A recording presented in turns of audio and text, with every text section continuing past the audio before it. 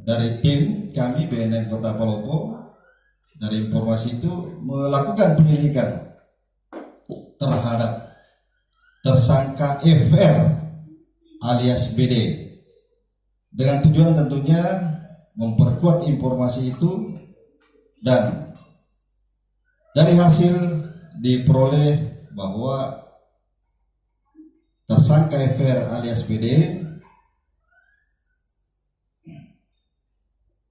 memperoleh narkotika jenis sabu yang diedarkannya pada tempat-tempat tersangka FR alias BD nongkrong atau melakukan peredaran narkotika. Oleh tim seksi pemberantasan Kota Palopo melakukan pendalaman informasi, dan pada hari Rabu tanggal 6 Juni 2018 diperoleh informasi bahwa tersangka FR alias BD akan berangkat ke Makassar dengan tujuan melakukan pembelian narkotika jenis sabu.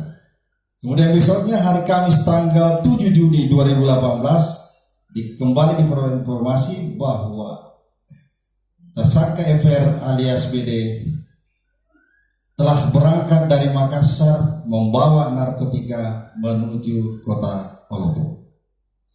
2 batang pipet plastik warna putih, 1 buah korek api gas, 1 lembar kartu ATM Visa Mandiri, 1 unit handphone merek Mito warna putih.